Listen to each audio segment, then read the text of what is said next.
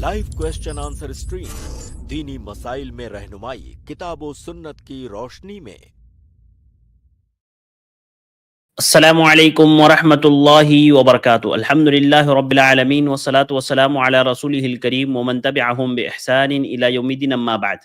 आप तमाम भाइयों और बहनों का इस्तकबाल है हमारी आज की इस लाइव स्ट्रीम में।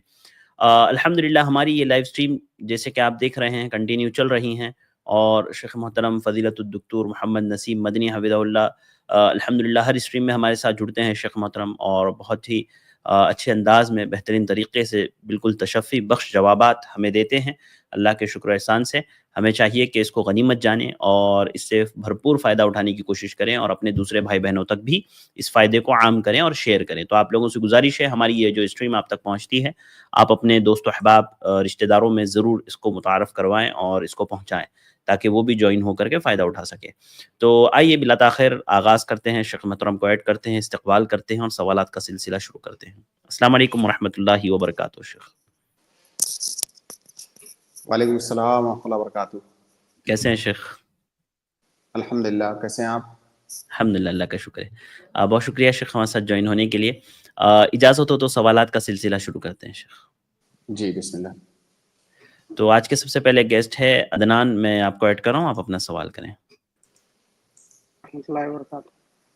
वालेकुम अस्सलाम व रहमतुल्लाहि व बरकातुहू। शेख, हम काम के लिए दूसरे स्टेट में आए हैं, वहाँ पे जी कंपनी का एक रूम दिए हुए, शेयरिंग का रूम है, साथ में 9 गैर मुस्लिम है। तो उनका जी एक छोटा सा आइडियल रखा हुआ है जिसमें उन्हें पूजा वगैरह करते। तो मस्जिद 6 किलोमीटर दूर है, तो रूम में पढ़ना पड़ता, तो ऐसा पढ़ सकते क्या? बिस्मिल्लाह वल्हम्दुलिल्लाह वस्सलातु वस्सलामु अला रसूलिल्लाह।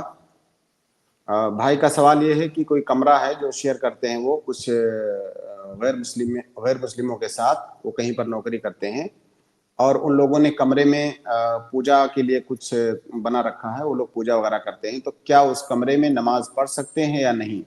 यानी ऐसा कमरा जिसमें कोई गैर मुस्लिम पूजा करता है, कई दफ़ा वो तस्वीर रखता है या मूर्तियां वगैरह रखता है और पूजा करता है, तो क्या उस ऐसे कमरे में नमाज पढ़ सकते हैं या नहीं? देखिए, अगर आपको नमाज पढ़ने के लिए और कोई मुनासिब जगह मिल जाए, वहाँ पर आसपास में कोई कमरा, कोई मुनासिब जगह, तो बेहतर ये है कि आप वहाँ जा कर के नमाज पढ़ें। लेकिन अगर ये मुहैया ना हो तो आप उसी कमरे में नमाज पढ़ें। बस इतना ख्याल रखें कि आप किसी ऐसी जगह का इख्तियार करें कमरे के अंदर कि वो चीज़ें आपके सामने ना हो। जैसे अगर तस्वीर उन्होंने लटका रखी है तो वो कहीं साइड में हो जाए, या उन्होंने कोई मूर्ति वगैरह रखी है तो साइड में हो जाए, या अगर वो लोग आपको इजाज़त दें इस बात की कि आप नमाज पढ़ने से पहले उस पर पर्दा वगैरह कुछ डाल के ढक दें फिर नमाज पढ़ें, तब तो फिर आप जैसे चाहें वैसे पढ़ सकते हैं। लेकिन अगर ढकने की इजाज़त नहीं देते हैं, जो कि कई दफ़ा मुश्किल होता है, तो आप किसी ऐसे साइड में पढ़ें कि वो आपके सामने किबला रुख वो चीज़ ना हो। जज़ाकल्लाह खैर शेख। शेख, और बारक दो अहम सवाल थे शेख, कर सकता हूँ? जी जी बोलिए, एक सवाल और कर लीजिए जल्दी से। जी, अच्छी बात। शेख, वो मैं 6 किलोमीटर दूर मस्जिद है, तो वहाँ पर जुम्मा पढ़ने के लिए गया था पढ़ने। तो उन्होंने जुम्मे के खुतबा शुरू करते वक्त, जैसे हमारे यहाँ मसनून मतलब अलग अलग आलिम का एक स्टाइल होता है, जैसे कि तमाम तारीफ़ अल्लाह के लिए है, वैसे तो उनका स्टाइल उन्होंने शुरू करे, तो उसमें ऐसे तकरीबन ऐसे अल्फाज थे जैसे कि प्यासे को पानी पिलाने वाला, और औलाद देने वाला, भूखे को खिलाने वाला, नबी सल्लल्लाहु अलैहि वसल्लम नौज़ बिल्लाह पर ऐसा दुरूद भेजिए बोल के ऐसा शुरू करे उन्होंने। तो उनके पीछे नमाज पढ़ना जायज़ है या नहीं? मैं बहुत कायदे से समझ नहीं सका शेख, आप समझ पाए सवाल भाई का? सवाल ये है भाई का शेख, जैसे खुतबा के लिए ये किसी मस्जिद में गए थे अपने अतराफ़ में, तो वहाँ पर खुतबे की इब्तिदा में उन्होंने जो बातें कही उसमें से एक बात ये भी थी कि जो है भूखे को खिलाने वाले, प्यासे को पिलाने वाले, औलाद देने वाले अल्लाह के नबी सल्लल्लाहु अलैहि वसल्लम पर दरूद पढ़िए। नौज़ बिल्लाह, इस तरह के अल्फाज उन्होंने कहे। तो भाई का पूछना ये है कि वहाँ नमाज पढ़ सकता हूँ क्या मैं? देखिए, अल्लाह के नबी सल्लल्लाहु अलैहि वसल्लम के अंदर कुछ खूबियाँ थी, कुछ क्या वो तमाम खूबियाँ थी जो एक मुकम्मल इंसान के अंदर होनी चाहिए। आप मुकम्मल इंसान थे, इंसानियत के بالकुल आला मकाम पर फाइज थे आप। अल्लाह के नबी, अल्लाह रब्बुल आलमीन ने वो तमाम खूबियाँ अल्लाह के नबी सल्लल्लाहु अलैहि वसल्लम में रखी थी जो एक मुकम्मल इंसान के अंदर होती हैं, और उन्हीं खूबियों में से एक खूबी ये थी कि अल्लाह के नबी सल्लल्लाहु अलैहि वसल्लम गरीबों की मदद करते थे, लोगों को खाना खिलाते थे, पानी पिलाते थे, तमाम तरह की मदद की जो भी सूरतें हो सकती हैं अल्लाह के नबी सल्लल्लाहु अलैहि वसल्लम करते थे। तो अगर इन खूबियों का बयान किया जाए कि अल्लाह के नबी सल्लल्लाहु अलैहि वसल्लम भूखों को खाना खिलाते थे, तो भूखों को खाना खिलाने का एक मतलब तो ये है कि भूखों की मदद करना, और दूसरा मतलब अगर कोई ये ले रहा है कि भूखों को रोजी देते थे, तो फिर ये तो शिर्क हो गया। इसी तरह से अगर कोई कहे कि अल्लाह के नबी सल्लल्लाहु अलैहि वसल्लम लोगों को औलाद देते थे, तो ये चीज तो अल्लाह के नबी सल्लल्लाहु अलैहि वसल्लम के पास नहीं थी, ये इख्तियार तो सिर्फ अल्लाह ताला को है। तो अब वो उन्होंने क्या कहा था एग्जैक्ट अगर आप उसे बताएंगे तो भी तभी समझ में आएगा। सिर्फ ये कहना कि भूखों को खाना खिलाते थे, तो अल्लाह के नबी सल्लल्लाहु अलैहि वसल्लम भूखों को खाना खिलाते थे, गरीबों मुहताजों और मिस्किनों की मदद करते थे, इसमें कोई शक नहीं है। तो ये तो इंसानी औसाफ हैं। लेकिन अगर उससे कोई ये मुराद ले रहा है कि अल्लाह के नबी सल्लल्लाहु अलैहि वसल्लम रोजी रसा थे, लोगों को रोजी देते थे, तो ये शिर्क है। अल्लाह के नबी सल्लल्लाहु अलैहि वसल्लम औलाद देते थे, तो ये शिर्क है। अगर ऐसा उन्होंने कहा है तो फिर ये दुरुस्त नहीं है। और आपने कहा कि मुख्तलिफ उलमा अपने खुतबे में मुख्तलिफ चीजें शुरू में जिक्र करते हैं, शायद आपका इशारा खुतबतुल हाजा की तरफ है। देखिए, अल्लाह के नबी सल्लल्लाहु अलैहि वसल्लम खुतबे की इब्तिदा खुतबतुल हाजा से करते थे, जिसको हम खुतबे मसरूना भी कहते हैं। तो अल्लाह के नबी सल्लल्लाहु अलैहि वसल्लम कुछ मखसूस सेगे थे, उन्हीं सेगों के साथ अल्लाह के नबी सल्लल्लाहु अलैहि वसल्लम किसी भी खुतबे की इब्तिदा करते थे। तो ज्यादा मुनासिब ये है कि हम अल्लाह के नबी सल्लल्लाहु अलैहि वसल्लम से जो सेगे वारिद हैं उन्हीं सेगों में खुतबतुल हाजा को पढ़ें, ये मसनून है। लेकिन अगर कोई इंसान खुतबे की इब्तिदा में अल्लाह रब्बुल आलमीन की हम्दो सना बयान करता है, अल्लाह के नबी सल्लल्लाहु अलैहि वसल्लम पर दरूद भेजता है अपने अल्फाज में, उन अल्फाज में नहीं जो अल्लाह के नबी सल्लल्लाहु अलैहि वसल्लम से वारिद हैं, बल्कि वही चीज वो अपने अल्फाज में कहता है, तो ये भी जायज है। लेकिन ज्यादा बेहतर ये है, ये मतलब आप कह सकते हैं कि ये एक तंबीह के तौर पर इसे लेना चाहिए कि बहुत सारे खुतबा अल्लाह के नबी सल्लल्लाहु अलैहि वसल्लम से जो सेगा वारिद हुआ है खुतबे के अंदर, खुतबतुल हाजा के अंदर, वो सेगा छोड़ करके अपनी तरफ से वो मुसज्जा मुकफ़ा इबारतों के साथ एक जदीद सेगा लाते हैं। जवाज में तो कोई शुबहा नहीं है कि ये जायज है, जवाज में कोई इश्काल नहीं है, लेकिन ज्यादा अफजल है कि आप उस सेगे के अंदर खुतबतुल हाजा पढ़ें जो अल्लाह के नबी सल्लल्लाहु अलैहि वसल्लम से मनकूल है, तो ये ज्यादा बेहतर है। दूसरी एक चीज, तो आप उसी का जिक्र कर रहे थे, तो कोई भी आदमी अल्लाह ताला की हम्दो सना बयान कर रहा है, अल्लाह के नबी सल्लल्लाहु अलैहि वसल्लम के कुछ औसाफ बयान कर रहा है और उन पर दरूद भेज रहा है, तो ये जायज है। लेकिन अल्लाह के नबी सल्लल्लाहु अलैहि वसल्लम का जिक्र करते वक्त कोई ऐसी चीज का जिक्र नहीं करेगा जिसमें गुलू हो, कोई ऐसी सिफत अल्लाह के नबी सल्लल्लाहु अलैहि वसल्लम के लिए साबित नहीं करेगा जो अल्लाह के साथ खास है। जैसे आपने कहा कि औलाद देते थे, तो अल्लाह के नबी सल्लल्लाहु अलैहि वसल्लम औलाद नहीं देते थे, अगर ऐसा कोई करता है तो ये शिर्क है। दूसरी एक तंबीह यहां पर, चूंकि मौजू वही निकला है, मैंने बाज खुतबा को देखा है उर्दू में, हमारे यहाँ तो उर्दू में तकरीरें होती हैं, खुतबे मसरूना के बाद हम उर्दू में वाज़ो नसीहत करते हैं, और यही चीज अफजल भी है कि हमें चूंकि खुतबे के अंदर लोगों को वाज़ो नसीहत करना है, खुतबे का मकसद तज़कीर और वाज़ो नसीहत है। अल्लाह के नबी सल्लल्लाहु अलैहि वसल्लम अरबों के अंदर थे, तो जाहिर है आप उर्दू में तो तकरीर करेंगे नहीं, वाज़ो नसीहत उर्दू में तो नहीं करेंगे। जब अरबों को मुखातब कर रहे हैं तो अरबी जबान ही में मुखातब करेंगे, तो अरबी में वाज़ो नसीहत करते थे। हम उर्दू जानने वालों को मुखातब करते हैं तो हम वही वाज़ो नसीहत उर्दू जबान में करते हैं। लेकिन कई खुतबा को मैंने देखा है, खुतबे हाजा पढ़ेंगे, खुतबे मसरूना, अल्लाह के नबी सल्लल्लाहु अलैहि वसल्लम से जो सेगा वारिद हुआ है कई दफा तो वही सेगा पढ़ेंगे, उसके बाद खुतबे मसरूना के बाद वही बातें उर्दू में रिपीट करेंगे। मुझे ऐसे लगता है कि शायद उनको ये एहसास नहीं हो पाता है कि अभी खुतबतुल हाजा के अंदर मैंने क्या कहा। भाई, खुतबतुल हाजा के अंदर आपने अल्लाह की हम्दो सना बयान की है और आपने नबी सल्लल्लाहु अलैहि वसल्लम के अल्फाज में बयान की है।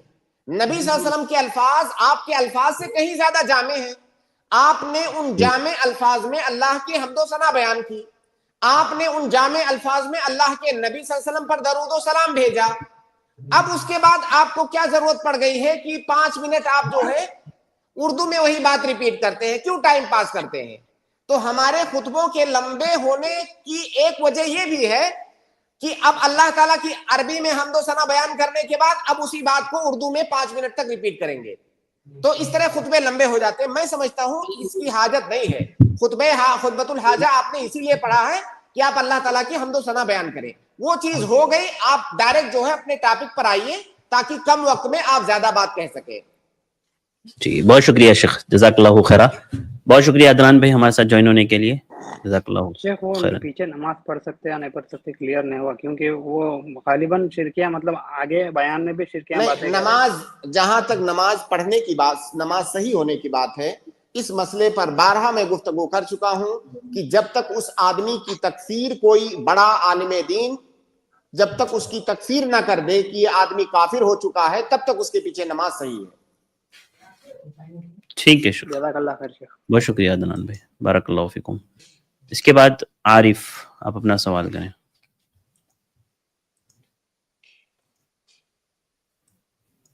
السلام علیکم عارف, سر. وعلیکم السلام.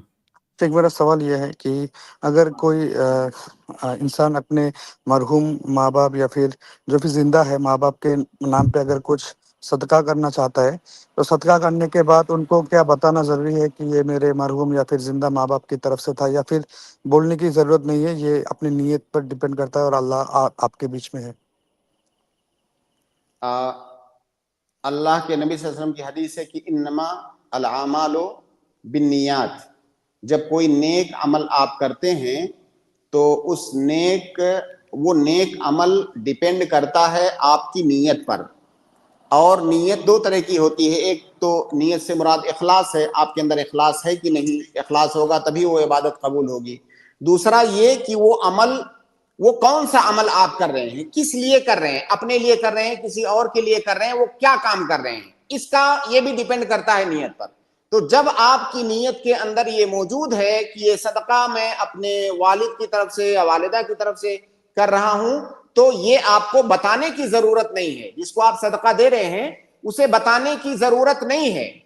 ثواب دینے کا کام یہ اللہ تعالیٰ کا ہے, وہ آدمی کا اس بات سے کوئی تعلق نہیں ہے کہ یہ صدقہ آپ نے اپنی طرف سے کیا ہے یا اپنے والدین کی طرف سے کیا ہے.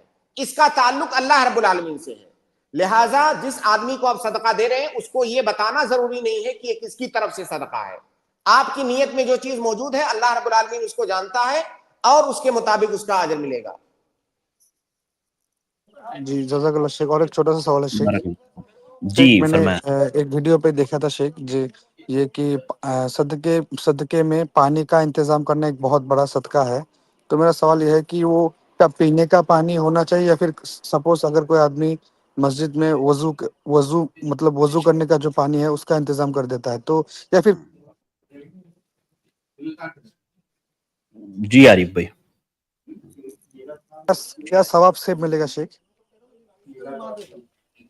جی شیخ. اللہ کے نبی صلی اللہ علیہ وسلم کی ایک حدیث ہے جس کے راوی سعد ابن عبادہ رضی اللہ تعالیٰ عنہ, جب انہوں نے صدقے کے بارے میں اللہ کے نبی صلی اللہ علیہ وسلم سے دریافت کیا تھا تو آپ نے ان کو بتایا تھا کہ بہترین صدقہ پانی پلانا ہے. تو اس حدیث کے اندر پانی کو جو بہترین صدقہ کہا گیا ہے اس سے مراد پانی پلانا ہے. پانی کے تو کئی سارے استعمالات ہیں, پانی پینے کے لیے بھی استعمال ہوتا ہے, کپڑا دھونے کے لیے, نہانے کے لیے اور کئی سارے کاموں کے لیے استعمال ہوتا ہے. تو وہ جو فضیلت ہے وہ پانی پلانے کی فضیلت ہے, لیکن اس کا یہ مطلب نہیں ہے کہ اگر آپ نے کسی کی مدد کیا اس کو پانی مہیا کر کے نہانے کے لیے یا دھلنے کے لیے یا وضو بنانے کے لیے تو اس کا ثواب نہیں ہے.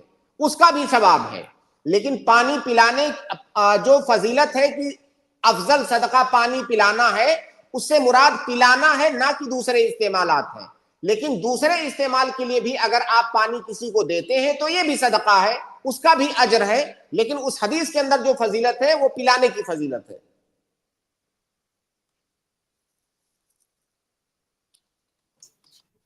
جی بہت شکریہ عارف بھائی, جزاک اللہ خیرہ. اس کے بعد میں اگلے گیسٹ کو ایڈ کر رہا ہوں, ZKS, میں آپ کو ایڈ کر رہا ہوں, آپ اپنا سوال کریں. السلام علیکم. جی وعلیکم السلام ورحمۃ اللہ وبرکاتہ. شیخ درود کے جو چھوٹے سیگے ہیں وہ بھی نماز میں پڑھ سکتے ہیں؟ کون سا صیغہ؟ درود کے چھوٹے جیسے صیغے جو ہوتے ہیں شیخ اس کو نماز میں پڑھ صلی سکتے ہیں کیا کچھ؟ اللہم صلی علی محمد صلی اللہ علیہ وسلم، اس طرح کے صیغے؟ جی اس سے تھوڑا سا بتائیں کون سے صیغے جیسے. جی ویسے ہی شیخ، جیسے اللہم صلی وسلم علی نبینا محمد. نہیں، درود کا جو صیغہ اللہ کے نبی صلی اللہ علیہ وسلم سے وارد ہے، جو آپ نے سکھایا، جتنے صیغے سکھایا ان صیغوں میں سے کوئی صیغہ پڑھیں. ان میں سے معروف ترین صیغہ ہے درود ابراہیمی، جو اپنے یہاں بہت زیادہ معروف ہے. جی جی. اور شیخ سجدے سہو یہ واجب ہے کرنا؟ ہاں، اگر نماز کے اندر کوئی سہو ہوا ہے آپ سے تو سجدے سہو کرنا واجب ہے. جی جی سسٹر، جزاک اللہ. بارک اللہ فیکم. اس کے بعد میں اگلے گیسٹ کو ایڈ کر رہا ہوں. انس احمد، آپ اپنا سوال کریں. جی السلام علیکم شیخ. وعلیکم السلام. علیہ السلام ورحمۃ اللہ. شیخ وہ واٹس ایپ پہ حدیث بھیجا تھا، دکھائے ہو؟ دکھانے کے لیے ٹائم تھوڑی ملا بھائی.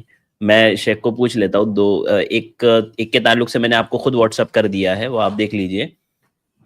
دوسری ایک روایت ہے شیخ، وہ میں نے دیکھا، اس کا حکم ضعیف موضوع روایت ہے، وہ ضعیف موضوع روایت ہے.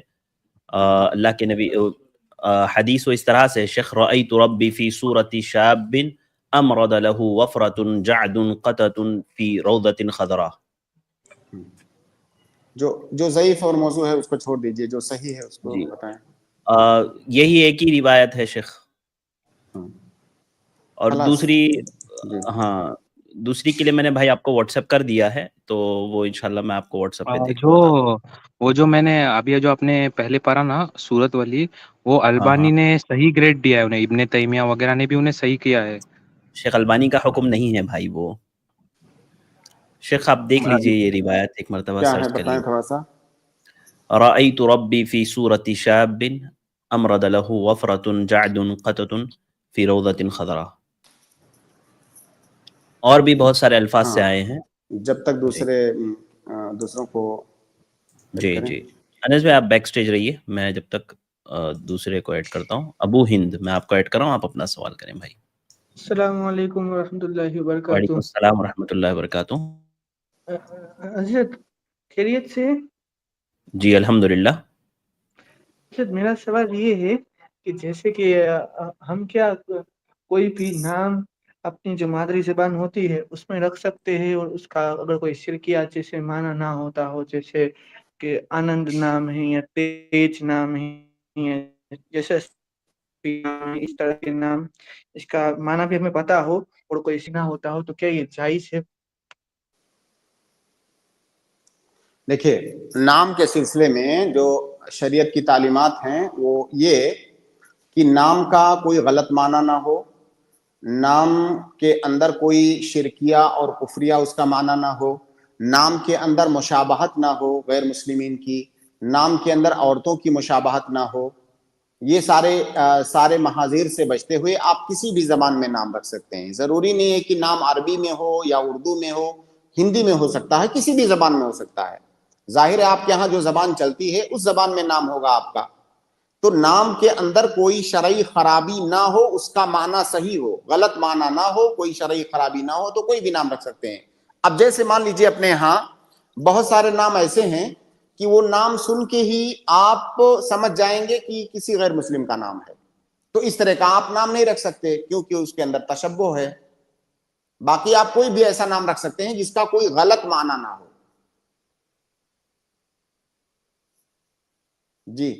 میں نے جو یہ نام کہے وہ بھی اس میں سے بھی کوئی بھی نام رکھ سکتے؟ کیا نام اصل میں آپ کے آواز کٹ گئی تھی بھائی، نام جو آپ نے جیسے آنند ہے یا تیج ہے یا یشسوی ہے. نہیں، یہ سارے نام تو جو جہاں تک میں جانتا ہوں ہمارے یہاں غیر مسلموں کے نام ہوتے ہیں، تو آپ اس طرح کا نام نہ رکھیں جس میں مشابہت ہو. لیکن ایسے نام تو اگر مادری زبان میں رکھیں گے تو ایسا ہی ہوگا، دوسرا تو نہیں ہوگا. تو مطلب ہمارے ہند میں یہ بتایا نا ناجائز ہے. آپ کو. اور دیکھیے جو شروط شیخ نے بتائے ہیں نا، آپ اپنی مادری زبان میں رکھیے، عربی رکھیے، فارسی رکھیے، جس بھی زبان میں نام رکھیے، یہ جو شروط بتائے گئے ہیں اس کے یعنی اس کے مطابق نہیں ہونے چاہیے، مشابہت نہیں ہونی چاہیے، غلط معنی نہیں ہونا چاہیے. یہ ساری چیزیں آپ دھیان میں رکھیں. اگر مشابہت ہو رہی ہے اور آپ کے مادری زبان میں بھی ہے تو آپ مت رکھیے وہ نام. ٹھیک ہے. اوکے. اس کے علاوہ ڈھیروں نام پڑے ہیں. دوسرا میں یہ پوچھنا چاہتا ہوں کہ جیسے جی زمین زمین پر جیسے کسی بچے نے پیشاب کر دیا اور پھر یہاں تو وہ دھوپ میں سوکھ گئی یا پھر ہوا میں سوکھ گئی یا اسے پوچھ دیا گیا، بالکل پوچھ دیا گیا، تو کیا اب اس پر گیلے پیر رکھ کر کوئی آئے تو کیا اس کے پیر ناپاک ہوں گے یا پھر وہ زمین پاک مانی جائے گی؟ اس کا اثر بھی ختم ہو گیا، جیسے اب بدبو یا ایسا کچھ بھی نہیں آ رہا. جی شیخ کیا کہا انہوں نے؟ بھائی نے سوال کیا شیخ کہ اگر کوئی فرش پر بچہ جیسے پیشاب کر دے اور وہ سوکھ جائے اور اس کے اوپر گیلا پیر لگ کر کے کوئی پیر رکھ دے تو کیا اس کا پیر ناپاک ہو جائے گا؟ نہیں، اگر وہ سوکھ گیا ہے، سوکھنے کا مطلب اب اس کی کوئی نمی باقی نہیں رہی ہے. سوکھنے کا مطلب وہ ختم ہو، وہ عین زائل ہو چکا ہے. اس کے بعد وہ ناپاک نہیں ہوگا اس کا پاؤں. اس کے اوپر کوئی چاہے سوکھا پاؤں رکھے یا گیلا پاؤں رکھے، اگر وہ پہلے سوکھ چکا ہے تو پھر ناپاک نہیں ہوگا. اور ٹھیک ہے یہی جی. حکم اس بات پر بھی ہوگا کہ جیسے میں اپنے ہاتھ سے جیسے اسے پوچھ کر سکھا دوں، وہ نیچرل طریقے سے نہ سوکھے، میں نے اپنے ہاتھ سے پوچھ کر سکھا دیا، تو بھی یہی بات ہوگی. دیکھیں، آپ اصول ایک یاد رکھیں کہ جتنی بھی نجس چیزیں ہیں، جیسے پیشاب ہے یا کوئی اور چیز، نجس چیزیں، وہ ایک آبجیکٹ ہے نا، وہ ایک چیز ہے. اس کا ایک جو ہے عربی میں کہتے ہیں ہم لوگ کہ اس کا ایک جرم ہے، وہ ایک عین ہے. وہ جو آبجیکٹ ہے وہ زائل ہونا چاہیے. وہ زائل آپ نے ہاتھ سے کیا، پانی سے کیا، سورج کی تپش سے ہوا، وہ زائل ہو جانا چاہیے بس. اب اس میں اس کی 10 شکلیں ہو سکتی ہیں.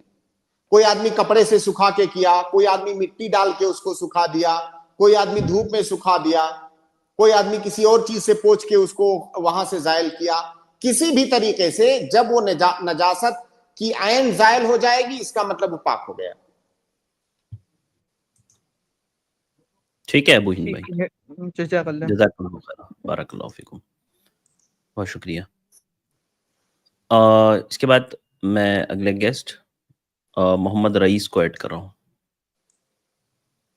جی محمد رئیس سلفی، آپ اپنا سوال کریں.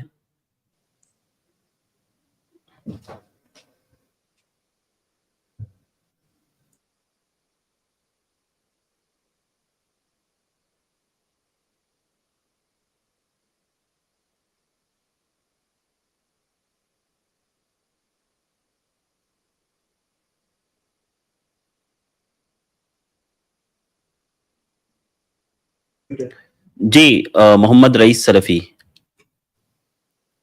ٹھیک ہے، شاید بھائی اویلیبل نہیں ہے. میں اگلے گیسٹ شکیل شیخ کو ایڈ کر رہا ہوں. السلام علیکم. وعلیکم السلام ورحمۃ اللہ وبرکاتہ. شیخ کیا حال ہے؟ خیریت ہے؟ الحمدللہ. شیخ میرا سوال ہے، کچھ سال پہلے جی ہمارے پاس ایک دکان تھی اور ابھی بھی ہے، وہ ہم جی اکثر وہ کرائے پہ ہوتی ہے. جی تو ہماری والدہ کو اس بات کی خبر نہیں تھی، حالانکہ انہوں نے مقامی علماء سے پوچھا. وہ علماء کیا تھے؟ شاید میرے خیال سے کسی مسجد کے امام تھے، کہ اس کو جی ہیوی ڈپوزٹ پہ دے سکتے ہیں کہ نہیں، اور انہوں نے مشورہ دے دیا کہ آپ بالکل دے سکتے ہیں. تو بہرحال وہ ہماری دکان 2 سال ہیوی ڈپوزٹ پہ رہی، جس کا اب ہم جانتے ہیں کہ ہم نے تقریباً سود ہی بھرا 2 سال تک. تو اب شیخ اس کا کفارہ ہے یا توبہ ہے، کیا کیا جائے اس کو؟ یعنی آپ کو یہ پتا نہیں تھا کہ ہیوی ڈپوزٹ لینا یہ جائز نہیں ہے؟ پہلے نہیں پتا تھا آپ کو؟ بالکل نہیں پتا تھا. تو اب جب آپ کو پتا چلا ہے تو اس معاملے سے فوراً نکل جائیے، معاملہ اپنا کلیئر کر لیجئے. اس کے بعد آپ کو کچھ بھی نہیں کرنا ہے، کیونکہ جی جب اچھا شیخ، آپ اس سے جاہل تھے، آپ کو نہیں پتا تھا، تو انشاءاللہ آپ پر کوئی گناہ نہیں ہے. لیکن پھر آگے آپ ایسا مت کیجئے. ٹھیک ہے شکیل بھائی. ٹھیک ہے شیخ، ایک سوال اور کر لوں اجازت ہو تو؟ پوچھ لیجیے جلدی سے. شیخ آپ نے آپ کے لیکچر میں نے سنا تھا کہ آپ بتا رہے تھے کہ آدمی اپنے ہی کسی نیک عمل کے وسیلے سے دعا کر سکتا ہے اللہ تعالیٰ سے، جیسے کوئی پتھر والا قصہ جو غار کے سامنے آ کے لگ گیا. جی جی جی جی. تو شیخ اگر میں اپنے کسی ایسے عمل کے وسیلے سے دعا کرتا ہوں تو کیا اب وہ میرا عمل قیامت میں میرے لیے باقی رہے گا کہ وہ زائل ہو گیا, ختم؟ نہیں, بالکل باقی رہے گا, زائل کیوں ہو جائے گا؟ جو عمل آپ نے نیک عمل کیا ہے انشاءاللہ ہمیں اللہ تعالیٰ سے یہی امید رکھنی چاہیے کہ وہ ہمارا عمل انشاءاللہ مقبول بھی ہے اور ہمارے نامہ اعمال میں محفوظ بھی ہے. فَمَن يَعْمَلْ مثقال ذرۃ خیرا یرہ. مثقال سمجھتے ہیں؟ مثقال بہت مطلب ذرہ جو آنکھ سے دیکھ بھی نہیں پاتے ہیں. اگر اس کے برابر بھی کوئی نیک عمل آپ نے کیا ہے تو اس کو بھی آپ دیکھیں گے قیامت کے دن. ایسا نہیں کہ اب آپ نے اس کے وسیلے سے اللہ تعالیٰ سے دعا کر لیا تو وہ ختم ہو گیا. نہیں, بالکل نہیں. جی, جزاک اللہ خیر شیخ, جزاک اللہ خیر شیخ, الحمدللہ, بہت شکریہ شیخ, اللہ آپ کے علم و عمل برکت دے. آمین آمین آمین, جزاک اللہ خیرہ. شیخ وہ حدیث کے لیے لے لوں, میں ایڈ کر دوں ان کو؟ ہاں, دیکھیے اس حدیث کو میں دیکھ رہا تھا, کئی سارے علماء نے اس کی تصحیح کی ہے اور بہت سارے علماء نے اس کی تضعیف بھی کی ہے. اور اگر تھوڑی دیر کے لیے ہم اس قول کو لے لیں جن لوگوں نے تصحیح کی ہے, تب بھی ہمارا یہ عقیدہ ہے ہم اہل سنہ والجماعہ کا کہ اللہ رب العالمین کی مشابہت کسی بھی طرح سے, نہ تو ذات میں نہ تو صفات میں, کسی طرح کی کوئی مشابہت مخلوقین سے نہیں ہے. جیسے ایک حدیث ہے کہ خلق آدم فی صورتہ, یا اس طرح کے الفاظ ہیں. تو جیسے اللہ رب العالمین کے لیے صفت وجہ ثابت ہے, صفت وجہ ثابت ہے. اللہ تعالیٰ کے لیے جمال ثابت ہے, صفت جمال. ید ثابت ہے, قدمین ثابت ہے. یہ سارے اوصاف اللہ تعالیٰ کے لیے ثابت ہیں. اب آپ یہ بتائیے کہ وجہ میرے پاس, چہرہ میرے پاس بھی ہے, ہاتھ میرے پاس بھی ہے, قدم میرے پاس بھی ہے, لیکن کیا جب ہم یہ کہتے ہیں کہ اللہ تعالیٰ کا چہرہ ہے تو کیا وہ میرے چہرے کی طرح سے ہے؟ قطعاً نہیں. جیسے چہرہ میرے پاس بھی ہے, چہرہ ایک جانور کے پاس بھی ہے, کیا دونوں, جب ہم یہ کہیں کہ میرے پاس بھی ہے چہرہ, جانور کے پاس بھی چہرہ, تو کیا میرا چہرہ جانور کے چہرے کی مشابہ ہے؟ نہیں, اس کا چہرہ الگ ہے, ہمارا چہرہ الگ ہے. بھائی ایک ہاتھی ہے, اس کا بھی چہرہ ہے, آپ ایک انسان ہے, اس کا بھی چہرہ ہے, تو کیا دونوں ایک طرح سے ہے؟ لیکن چہرہ تو دونوں ہے. تو اگر اللہ تعالیٰ کے لیے بعض اوصاف ثابت کیے جائیں تو اس کا یہ مطلب نہیں ہے کہ وہ اوصاف مخلوقین کے اوصاف کی طرح سے ہیں, بالکل نہیں. تو اگر اس حدیث کو صحیح مان بھی لیا جائے تو, جبکہ بہت سارے علماء کرام نے اس کی تضعیف بھی کی ہے. جی شیخ, مطلب ایک آپ نے بتایا, اس سے ایک نالج بڑھ گئی کہ مطلب اگر کوئی ایسی حدیث کو صحیح بھی قرار دے تو وہ جو فوراً اہل سنت والجماعت جیسے کہ سلفی اہل حدیث علماء اسے ضعیف قرار دیتے, جو آپ نے کہا کہ سلفی لوگ نے اسے ضعیف قرار دیا ہے. میں نے ایسا نہیں کہا, بالکل نہیں کہا. میرے سامنے ہی آپ مجھ سے غلط کوٹ کر رہے ہیں. میں نے یہ جتنے محدثین ہیں نا, یہ سب سلفی ہیں. جنہوں نے ضعیف کہا ہے وہ بھی سلفی ہیں, جنہوں نے صحیح کہا ہے وہ بھی سلفی ہیں. لیکن اصل میں جو ہے بہت سارے لوگوں نے یہ دماغ میں پبلک کے ڈال دیا ہے کہ جب کوئی حدیث ان سلفیوں کے عقیدے کے خلاف آتی ہے تو یہ لوگ اس کو ضعیف بول دیتے ہیں. بھائی محدثین سب سلفی ہیں, یہ جو محدثین ہیں نا سب سلفی ہیں. جو ضعیف کہتے ہیں وہ بھی سلفی ہیں, جو صحیح کہتے ہیں وہ بھی سلفی ہیں. ہم یہ کہہ رہے ہیں کہ اہل سنہ والجماعہ کا یہ متفقہ فیصلہ ہے, ان کا عقیدہ ہے کہ اللہ تعالیٰ کی کوئی بھی صفت مخلوقین کے صفات کی طرح سے نہیں ہے. ہم اس کی کیفیت جانتے ہی نہیں ہیں. صفت معلوم ہے لیکن کیفیت مجہول ہے. ہم اس پر ایمان لائیں گے, بس ہم ایمان لائیں گے کہ اللہ کا چہرہ ہے, کیسا ہے ہمیں نہیں معلوم ہے. مطلب شیخ وہ حدیث پھر ابھی صحیح مان لینا چاہیے کہ ضعیف مان لینا چاہیے؟ اگر اس حدیث کا انکار کروں کہ اس میں ہے تو زیادہ یہ نہیں. آپ کچھ بھی مت کیجئے. اگر آپ مجھ سے مشورہ لے رہے ہیں, آپ کی زندگی میں جو اعمال ہیں نا ابھی سے لے کر مرنے تک, آپ کو کہیں پر انشاءاللہ اس کی ضرورت پڑے گی نہیں. آپ چھوڑ دیجئے اس مسئلے کو, ٹھیک ہے؟ جی جی سمجھ گیا. من حسن اسلام المرء ترکہ ما لا یعنی. اگر اللہ تعالیٰ کے جو اوصاف ہیں ان پر آپ نے بحث نہیں کیا, ڈیبیٹ نہیں کیا, اس بارے میں آپ سے کبھی سوال نہیں ہوگا کہ تم نے جا کے ڈیبیٹ کیوں نہیں کیا. آپ چھوڑ دیجئے اس کو, اہل علم کے لیے چھوڑ دیجئے. جی سمجھ, جزاک اللہ. بارک اللہ فیکم, بہت شکریہ انس بھائی. اس کے بعد میں شاہ رخ شیخ کو ایڈ کر رہا ہوں, آپ اپنا سوال کریں. السلام علیکم ورحمۃ اللہ وبرکاتہ. شیخ शेख मेरा सवाल ये था कि समझिए शेख एक भाई है तो उनको जॉब ढूंढने या काम करने में मिलने में मुश्किलात पेश आ रही है, परेशानियां पेश आ रही है। तो शेख समझिए उनकी हालत ऐसी है कि मतलब वो ज़्यादा पढ़े लिखे नहीं है या उनके पास इतना फाइनेंशियल बैकअप नहीं है कि वो अपना बिजनेस स्टार्ट कर सके। ऐसा नहीं कि शेख उनके पास नौकरी नहीं है, नौकरी मिल रही है, मगर कुछ हालात ऐसे हैं कि जैसे कम पगार हो गए, जैसे 8-10 हज़ार, इतनी महंगाई में कैसे उनका ये गुजारा होगा। शेख एक लास्ट लाइन इसमें ये थी कि जैसे उनकी दाढ़ी और नमाज का ही मसला आता है और ऐसी जो भी परेशानी वो आ रही है उनको, तो ऐसे हालत में वो मतलब क्या करेंगे? तो काम कर लेना चाहिए या थोड़े बहुत ऐसे कुछ कर भी सकते? जज़ाकुमुल्लाह खैरन। शायद ये कहना चाह रहे हैं कि दाढ़ी उनकी रुकावट बन रही है उनके रोजी रोटी के रास्ते में।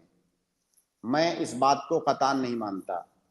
अगर आप मानते भी हैं तो मैं नहीं मानता इस बात को कि आपकी दाढ़ी, आपका दीन आपके रोजी रोटी के रास्ते में रुकावट है। इस दुनिया में 1000 तरीके हैं। अगर बैठ के अभी मैं आपको गिनाऊं ना, 1000 तरीके हैं रोजी कमाने के। आप वो तमाम तरीके जहां पर आपको दीन से कंप्रोमाइज करना पड़े छोड़ दीजिए, आप दूसरा काम कीजिए। भाई मतलब आप दाएं बाएं जिधर देखें, कोई जरूरी थोड़ी है कि बहुत हाई फाई काम करें। आप मेहनत मजदूरी करें, आप मेहनत मजदूरी करें। आप कह रहे हैं 8-10 हजार, 8-10 हजार तो आजकल जो है सब्जी बेचने वाला भी उससे ज्यादा कमा लेता है, किसी के यहाँ मजदूरी करने वाला भी उससे ज्यादा कमा लेता है। तो क्यों नहीं वो ऐसा करते हैं? तो जो जहां पर आप काम करना चाहते हैं, अगर वो कहे कि नहीं, जब तुम अपने दीन को छोड़ोगे, दाढ़ी सेव करोगे, नमाज नहीं पढ़ोगे, ऐसा नहीं करोगे, तब हम तुम्हें 10 हजार की नौकरी देंगे, तो उस नौकरी को, ऐसी नौकरी को धक्के मारे, ऐसी की तैसी ऐसे नौकरी की, दूसरा हम कोई मेहनत मजदूरी कर लेंगे। तो इस बात को मैं कतान कभी नहीं मान सकता। मैं भी यहीं पर इसी दुनिया में रहता हूं कि किसी का दीन और उसकी दाढ़ी उसके रोजी रोटी के रास्ते में आ रही है, उसकी वजह से वो मुफलिस बना हुआ है। भाई अगर दाढ़ी और दीन की वजह से इंसान मुफलिस और फकीर बनने वाला है, इसका मतलब क्या हुआ? दूसरे लफ्जों में हम इस्लाम पर और इस्लामी अहकाम पर एतराज कर रहे हैं। गोया अल्लाह ताला ने एक ऐसा काम करने के लिए हमको कहा है जिसकी वजह से हम फकीर हो जाएंगे। तो ये बिल्कुल गलत है, हमारे ईमान की कमजोरी है। बहुत सारे लोगों को हीले बहाने चाहिए होते हैं। बहुत सारे, जैसे इन्होंने तो बहरहाल किसी मतलब गरीब आदमी का जिक्र किया, लेकिन बहुत सारे लोग लग्जरी लाइफ उनको चाहिए। हमें जो है 1 लाख रुपए की नौकरी चाहिए और उसके लिए दाढ़ी सेव करना पड़ रहा है। भाई क्यों 1 लाख रुपए की नौकरी करोगे? जाओ 10 हजार की करो ना, 10 हजार में गुजारा हो जाएगा आपका। तो जरूरी थोड़ी है लग्जरी लाइफ। तो ये कहना कि हमारी दाढ़ी या हमारा दीन हमारे रोजी रोटी के रास्ते में आ रहा है, ये बिल्कुल गलत है। मैं इसे कतान नहीं मान सकता। रोजी रोटी का एक रास्ता नहीं है, एक रास्ता बंद होगा 10 रास्ते खुलेंगे। ठीक है शेख, इसमें एक पॉइंट में रहनुमाई कीजिए शेख कि अगर कोई शख्स इसमें ऐसा जॉब कर लेता है जिसके उसकी नमाज छूटेगी, तो ये वो जानते बुझ के कर तो लेता है, मगर फिर वो ऐसे नमाज पूरी वक्त की पहले या तो पढ़ के जाता है या तो कज़ा बाद में आके पढ़ता है। ऐसा करना कहाँ से जायज होगा शेख? और जो पहले पढ़ लिया क्या वो कबूल होगा शेख? जो पहले पढ़ लिया उसको भूल जाइए, उसके बारे में मत पूछिए। उसमें पूछेंगे तो फिर परेशानी में पड़ेंगे। आगे के बारे में पूछिए। देखिए, नमाज में एक हद तक हमारी शरीयत में नमाज की टाइमिंग में हमें रुख्सत दी है। जैसे अगर आपको मशक्कत है 2 नमाजों को अपने अपने टाइम में पढ़ना, तो जोहर और असर को जमा करने की इजाजत दी गई है। मगरिब और इशा को जमा करने की इजाजत दी गई है, या तो जमा तकदीम या तो जमा ताखिर। और ये सूरत में है जब हकीकत में आपको मशक्कत है बहुत ज्यादा, आप नहीं कर पा रहे हैं, कुछ ऐसा काम है, तो यहां पर शरीयत ने रुख्सत दिया है। हालांकि यहां पर भी रुख्सत का इस्तेमाल उस वक्त करेंगे कि जब पहले तमाम तरीके तलाश कर लेंगे, कोई रास्ता नहीं मिल रहा है, कोई और दूसरा काम भी नहीं मिल रहा है, बहुत परेशानी है, तो फिर इस जमा वाली रुख्सत पर अमल कर लेंगे। लेकिन यह कहना कि मैं कोई ऐसी नौकरी करूंगा कि 5 नमाजें एक साथ पढ़ूंगा, जो है ऐसी नौकरी करूंगा, ऐसी नौकरी को धक्के मारिए। कोई ऐसा काम ढूंढिए जहां पर आप नमाज अपने टाइम पर पढ़ सके, और ऐसे सैकड़ों काम आपको मिलेंगे। जरूरी नहीं है कि किसी ऑफिस में एसी रूम में आप बैठ करके जॉब करें, आप कहीं मेहनत मजदूरी करें। जरूरी थोड़ी है कि बहुत हाई फाई वाला काम करें। ठीक है शेख। शेख अरशद, और एक छोटा सवाल पूछ सकता हूँ? पूछ लीजिए शेख। मेरा सवाल ये था कि हम अहले हदीस जो जमात के उलमाए कराम है, हमारे करीब शेख जो कादियानी या शिया या देवबंदी बरेली जो जमात है, हम उनकी तकफीर करते हैं या नहीं करते? और शेख इसी के बराइस उल्टा कि जैसे अगर हम नहीं करते उनकी, तो अगर उनके जमात वाले, उनके उलमा कराम अगर अपनी किताबों में हमारी तकफीर करते और उनके आमा वाम हमसे ऐसा पेश आते, तो हमारा उनके साथ व्यवहार कैसा होना चाहिए? जज़ाकुमुल्लाह खैरन।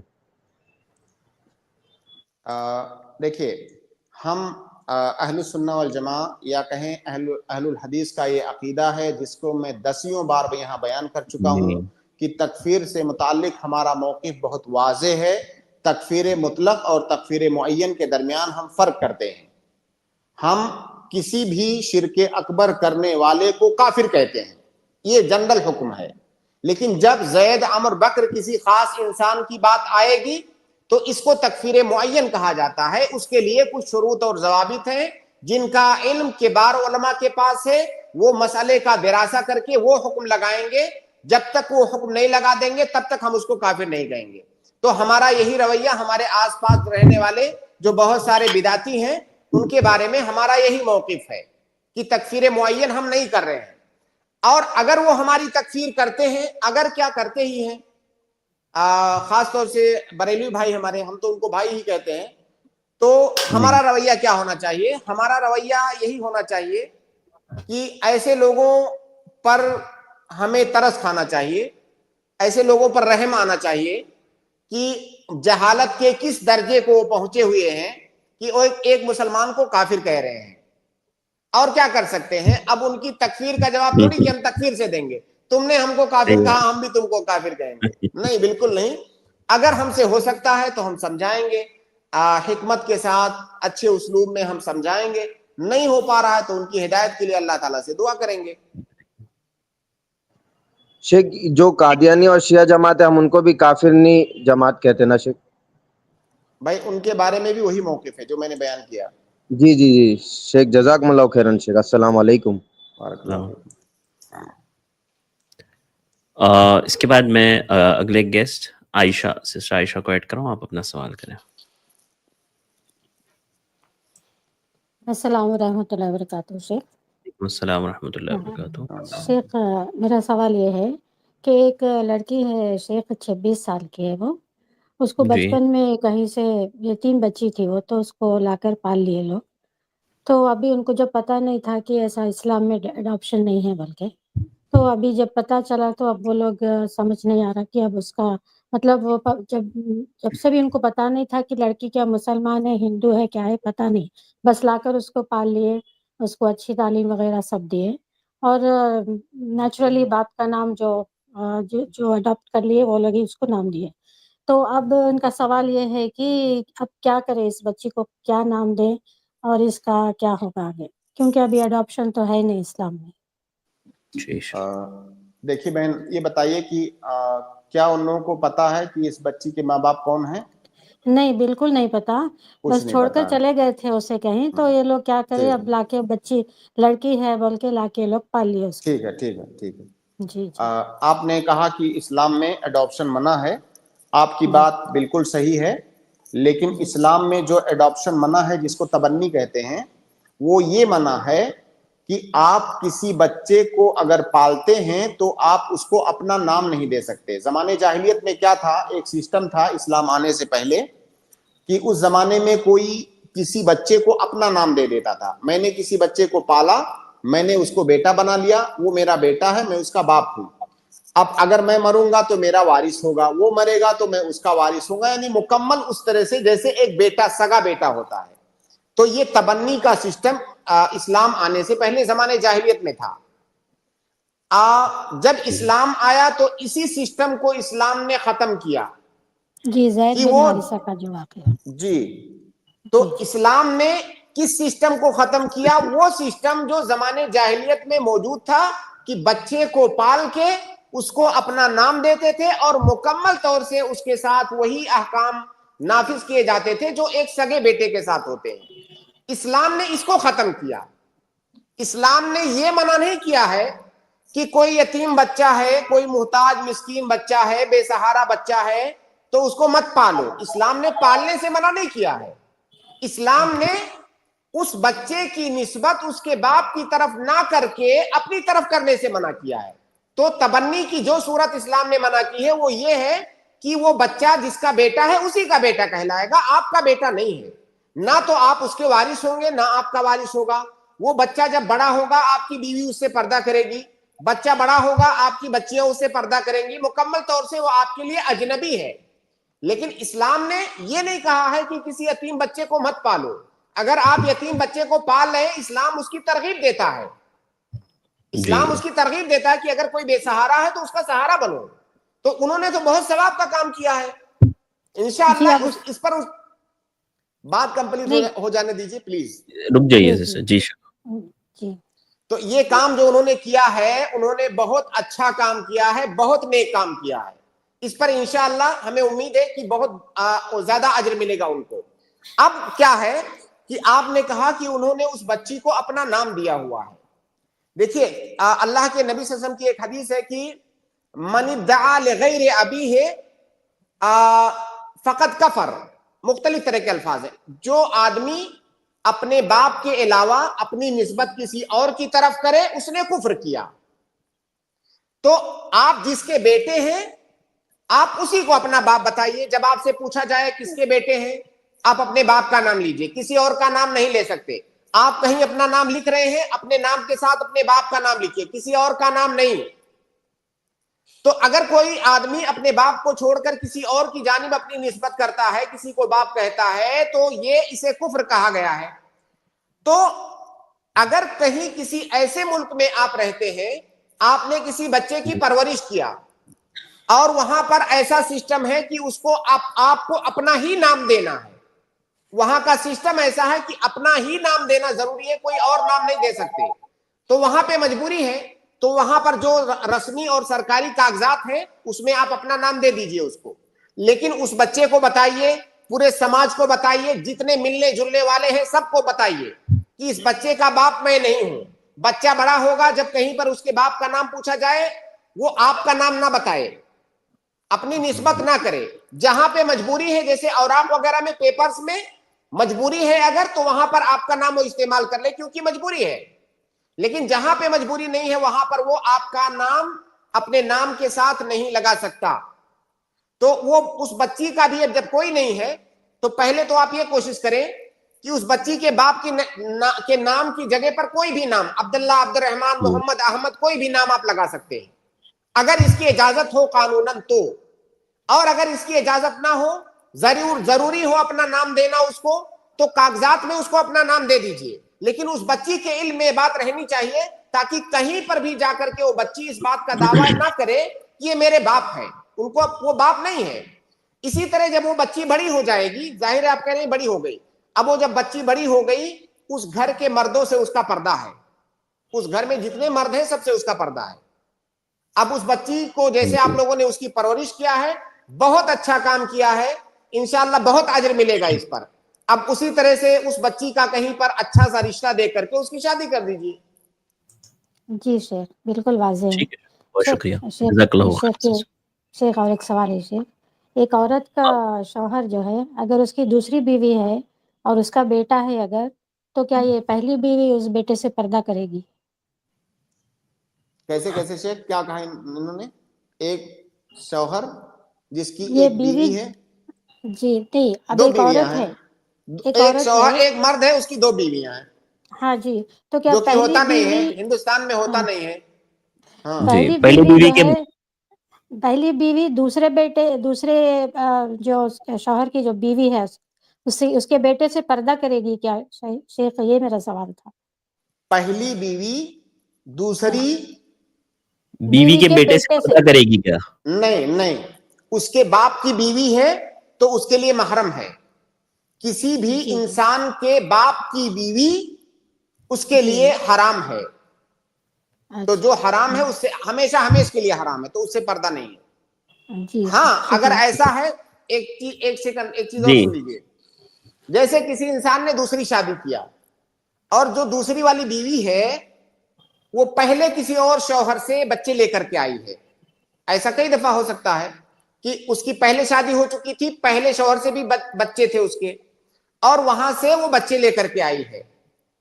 اور جس شوہر کے پاس اب آئی ہے اس کے پاس بھی کچھ بچے ہیں پہلے سے، پہلی والی بیوی سے، تو اس پہلے والی بیوی سے جو بچے ہیں ان کا رشتہ جو پہلے والی بیوی کے جو بیوی باہر سے آ رہی ہے دوسری بیوی، اس کے بچوں سے نہیں بنے گا رشتہ. جو بچے پہلے سے اس کے پاس ہیں ان سے کوئی رشتہ نہیں بنے گا. مان لیجئے وہ جو دوسری بیوی ایک لڑکی لے کر کے آ رہی ہے، ایک بچی لے کر آ رہی ہے، تو یہ بچی کا پردہ اس شوہر سے تو نہیں ہے، لیکن اس شوہر کے پاس اگر پہلی بیوی سے کوئی بیٹا ہے تو اس سے پردہ ہے. بات واضح ہو رہی ہے شیخ کی نہیں؟ واضح ہوئی. اس شوہر کے لیے ربیبہ ہے، وہ باہر سے آنے والی بچی، لیکن اس کے بچوں کے لیے وہ حرام نہیں ہے، اس لیے اس کے بچوں سے پردہ ہوگا. اچھا تو اس کے لیے نامحرم ہے، شادی بھی کر سکتی پھر؟ جو باہر سے بچی آئی ہے دوسری بیوی کے ساتھ میں، وہ شادی کس سے کر سکتی ہے؟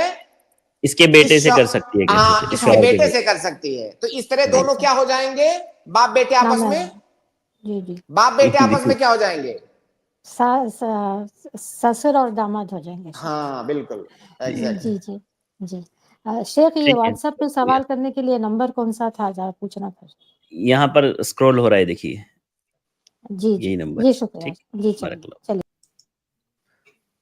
اس کے بعد میں اگلے گیسٹ کو ایڈ کر رہا ہوں جلدی سے. اشرت خان آپ اپنا سوال کر لیں. السلام علیکم سر. وعلیکم السلام ورحمۃ اللہ وبرکاتہ. ایک میرا کوشچن ہے، جو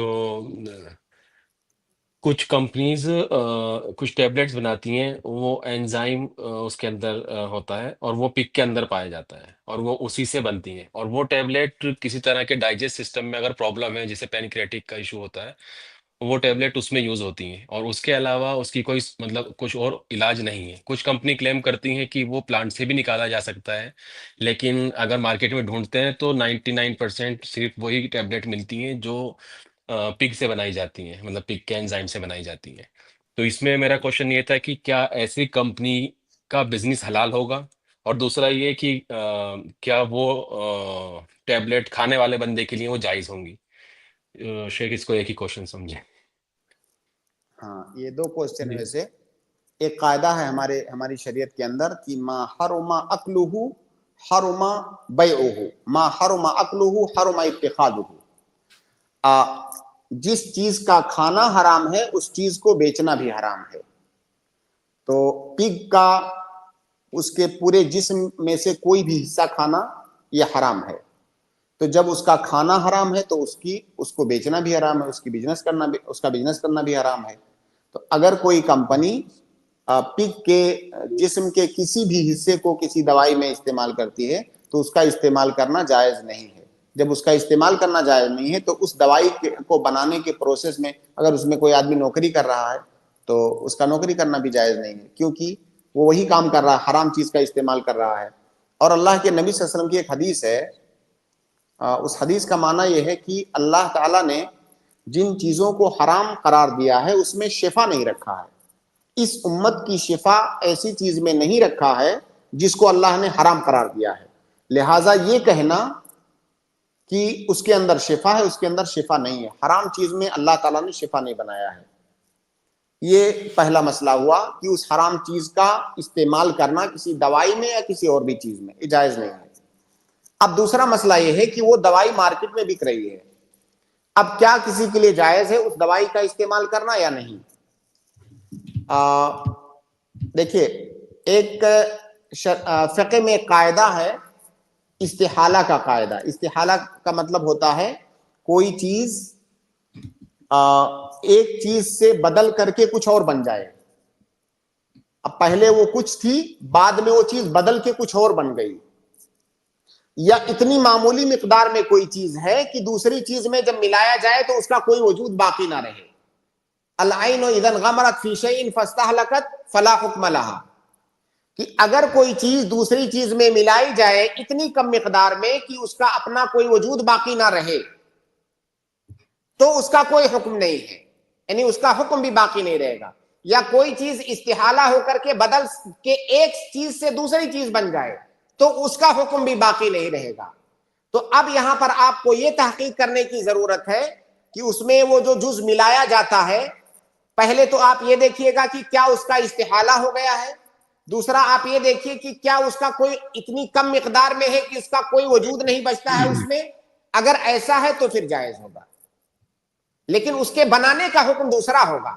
اس کو لا کے استعمال کرنے کا مطلب جو کمپنی لاتی ہے اور دوائی میں استعمال کرتی ہے اس کا حکم تو حرام ہے، اس میں کوئی شک نہیں ہے. جیسے مثال کے طور پر اگر کوئی شراب ہے، شراب رکھے رکھے رکھے رکھے اس کا نشہ ختم ہو گیا، سرکہ بن گیا. اب جب نشہ ختم ہو گیا تو اس کو شراب نہیں کہیں گے، اس کو استعمال کرنا جائز ہوگا. لیکن کوئی آدمی شراب خرید کے مارکیٹ سے لائے تاکہ میں رکھ کر کے اس کو سرکہ بناؤں گا، یہ ناجائز ہے. تو دونوں میں فرق ہے. تو لہٰذا خنزیر کے کسی بھی مادے کو استعمال کرنا کسی کام میں یہ جائز نہیں ہے. اور ایسی کوئی دوائی مارکیٹ میں مل رہی ہے جس میں کوئی کسی حرام چیز کا استعمال کیا گیا ہے تو ہم استحالہ کے قاعدے کی روح سے دیکھیں گے کہ کیا وہ چیز تبدیل ہو کر کے کچھ اور بن گئی ہے، کیا وہ چیز اتنی کم مقدار میں ڈالی گئی ہے کہ اب اس کا کوئی وجود نہیں ہے. اگر ایسا ہے تو اس کا حکم بھی حرمت کا باقی نہیں رہے گا اور استعمال کرنا جائز ہوگا. ھذا ما عندی واللہ اعلم بالصواب.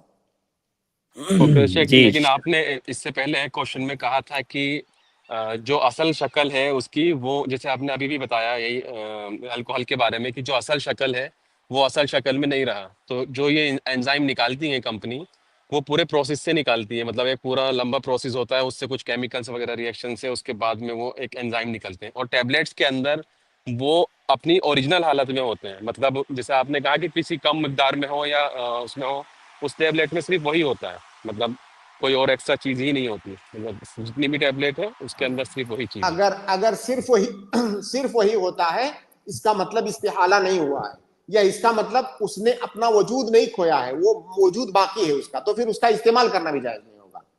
اور باقی اس کو دوائی میں لا کر کے ڈالنا، یہ تو ہم نے پہلے بتا دیا کہ یہ تو کسی بھی طرح سے جائز نہیں ہے. یہ جو دوسرا جز ہے اس دوائی کو استعمال کرنے کی بات ہے. آپ کہہ رہے ہیں اگر صرف وہی مادہ اس کے اندر باقی ہے، استحالہ بھی نہیں ہوا ہے، اس کا وجود بھی ختم نہیں ہوا ہے، تو اس کا استعمال کرنا بھی جائز نہیں ہوگا. جی شیخ، الحمدللہ. شیخ ایک کوشچن اور پوچھیں یا نیکسٹ اسٹریم میں لے لیجیے ارشاد بھائی انشاءاللہ.